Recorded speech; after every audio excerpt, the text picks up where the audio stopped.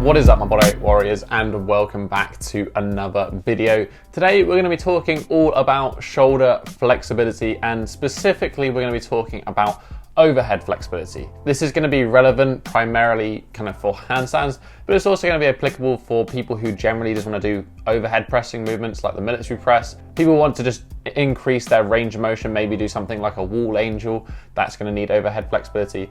Or, you know, if you're in the camp of doing some Olympic lifting, you want to do snatch, you want to do clean and jerk, you're going to need decent overhead flexibility there as well, and this will also help you out. So without further ado, let's jump into the routine. We're going to kick things off with a short warm-up, and to warm up the shoulders in that overhead flexibility range, we're going to use hanging. Hanging is fantastic. The act of brachiation is just an essential part of our shoulder movement, kind of stems from when we were apes beforehand and evolved, so it's useful to use this and very useful as a warm-up. We're actually going to perform these hangs in a slightly more specific way. We're not just going to hang passively from a bar. What we're going to do is we're going to hang, but we're going to alternate 10 seconds between active and 10 seconds between passive. During the passive hang, we can literally just sit there, chill out and hang. Let everything decompress. Don't worry too much about being active, just hang on the bar and feel the stretch. When we move into an active hang, what I want you to think about doing is trying to hollow out your body slightly. So what you're going to think about doing is just trying to suck the sternum in and also pull the core in a little bit tight and try to make yourself as long as possible. This should feel a little bit more of a stretch on the shoulders, but we're also going to just start waking up some of that musculature which is going to be involved in that overhead movement. As I said beforehand, we're just going to alternate back and forth, 10 seconds passive, 10 seconds active, and we're going to perform 2 sets of this. We're going to perform the first set in a pronated position, so that's when the palms face away from us, and we're going to perform the second set in a supinated position, so that's when the palms face towards us. You should feel that the stretch increases slightly when you go to that supinated position. Next, we're going to move into the second warm-up exercise, and this exercise is more of a passive dynamic sort of stretching warm-up just to help loosen up the shoulders, increase that range of motion slightly before we need to properly train it with the actual routine. But to do this, we're going to be using something you're probably familiar with, and that is the butcher's block. Now, this is one of the best stretches that I think there is for that overhead position. It's going to really aggressively hit that teres major and also the latissimus dorsi. However, we're going to be performing the butcher's block slightly differently in this routine. So I want you to get your setup, the normal butcher's block. You're going to grab that bar needs to be outside elbow width. You're going to place those elbows onto a bench or something that's elevated from the ground. You're going to then push the hips back, and then doing so, you're also going to sink the shoulders down into the stretch. But whilst you're doing this, I want you to think about applying slight pressure into the box and kind of resisting the movement on the way down. Of course, we're not actually going to be resisting it, but we just want to think about working the muscles that are going to be resisting the movement. You just want to perform this one for reps, rocking in and out of the stretch. We're just going to do about 10 to 12 repetitions here, and we're going to pause for a couple of seconds in that max stretch position at the bottom. Hopefully now we are feeling a little bit warmed up. You should feel a little bit looser in general just after this warm up. Now we're going to get down to the horrible stuff. The first exercise we're going to be going over is an end range conditioning drill, and for this one we're going to be performing a prone shoulder flexion lift. There's many variations of this exercise that we can do, but the one I want to do in particular is done in a kneeling position on a bench. The reason we're going to be doing this in a kneeling position is by kneeling and tucking that pelvis, we're going to help reduce the amount of lower back activation we're going to get, and we're going to focus primarily on those lower and upper traps to get that shoulder flexion, that overhead position. And then the extra additional step we're going to add here as well is we're going to use a couple of tennis balls or lacrosse balls or something that we can squeeze in our hands. And then by squeezing those objects hard, we're going to get something called a radiation. And this means we can essentially contract muscles in the chain that we're working a little bit harder because we can focus on squeezing those balls. Just realized what I said there. From here, essentially squeezing those balls hard. Oh God.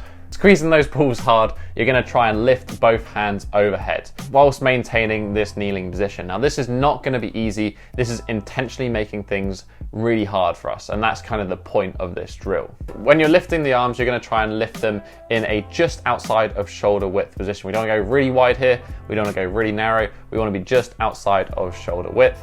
And you're going to try and keep a slightly neutral hand position. So that would be, if we had thumbs, the thumbs would be facing the ceiling. And that's basically the drill. It's quite simple. You just have to lift for maximum effort as high as you can lift those hands, really squeezing the balls. You're going to perform 5 repetitions, and you're going to pause for 5 seconds in that top position. This exercise should tank you. It should feel ridiculously hard for what it is. And that's great. That's exactly what we're after. We're going to pair this exercise with the next exercise, and that is to use the range of motion that we're developing. Now I'm going to give you two options here.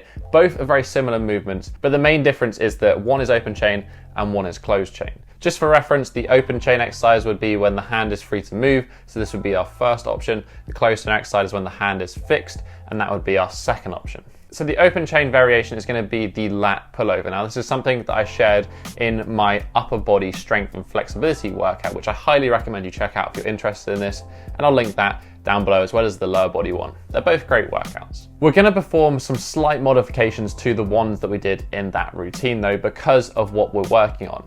In that routine, we had the bench placed horizontally across the back. This is going to allow us to drop the hips down and then lower the arms and get more of that emphasis on thoracic extension.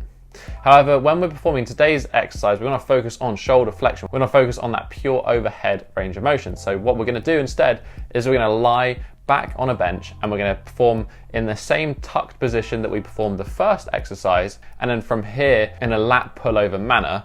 But we're going to make special emphasis on making sure that our back maintains contact with the bench at all times. We don't want to think about too much arching at the back. We're going to focus on just that shoulder flexion range of motion. I recommend using a dumbbell for this exercise, and you can hold it on the ends of the dumbbell. So this way we're going to keep a neutral position, same as the first exercise, thinking about it as thumbs up, and we can hold the ends of the dumbbell to create this. And then from here, you just lower down, maintaining that back content, go as deep as you can. You're gonna pause for 3 seconds in that bottom position, just letting the weight do its job. You're just going to perform this one for 10 to 12 reps. Muscle failure isn't necessarily the most important thing here. The most important thing here is feeling like you can increase that range of motion. For this reason, you don't necessarily want to use a massive weight, partly because it is going to stress your shoulders. We are testing its max range of motion. I wouldn't recommend picking up 20 kilos. Something like 3 or 4 or 5 kilos is going to be perfect to start with. More isn't necessarily better. The second closed chain option that you can perform instead of that previous one is the elevated downward dog press. Now this is essentially the same movement as the first option, it's just applied in a slightly different manner. We start essentially in a support push-up position with our hands on the elevated object. From here, what we're going to try and imagine that we're going to do is we're going to try and push that floor or that object that our hand is supported on away from us, and by doing so we're going to be pushing the hips backward, much like the butcher's block warm-up that we did to begin with. By doing this, we're going to end up in that downward dog position with the hands elevated on an object, and we're going to feel a nice stretch over our shoulders. From here, we want to continue to think about trying to push that object that our hands are supported on as far away from us as possible, and we also want to think about pressing our shoulders to the floor as hard as we can, using those traps, the muscles that we trained in the first exercise, on our back. Just like the lat pullover, we're going to perform this one with a 3-second pause in that stretch max range position, and we go back to the starting position and perform for 10 to 12 reps. So we're going to be performing these two exercises as a pairing with the first prone shoulder flexion lift. So you can perform it as essentially a superset. You do a set of the prone shoulder flexion lifts, and then you do a set of either the lat pullover or the elevated downward dog press. Now there is no right or wrong with the second two. I would say do a set of the pairing as one and then do a set as pairing as the other. See which one you prefer, see which one feels better. Either way, you're still going to get some pretty good progress when it comes to overhead flexibility with both. But that's basically a routine. I would do a couple of sets of the warm-up exercises. I would do 3 or 4 sets of the main working strength exercises, and I'd do that maybe 1 to 3 times per week, and you're probably going to see some pretty good progress. The routine is very, very similar to my upper body flexibility routines on my free app Tribe, which you can grab in the description down below, as well as all the other routines that are on there for middle splits, front splits, pancake, strength training, handstands, all of that good stuff is available to the members community over there, as well as the current December challenge in which we're doing a ballistic hamstring routine. Again, I will just link that one in the description down below. Whilst you're down there, let me know what you thought of this video. Let me know if you thought of the routine. I would love to hear your thoughts on it. So make sure you let me know if you're going to give it a go, or if it has worked for you. While you're down there, you can also hit that thumbs up button if you want to support the channel. And there is, of course, that subscribe button if you want to join the Bodyweight Warrior Tribe so you don't miss out any more of these future lovely videos. But that has basically been it for this week, guys. I will catch you in the next episode. Have a strong week, and peace.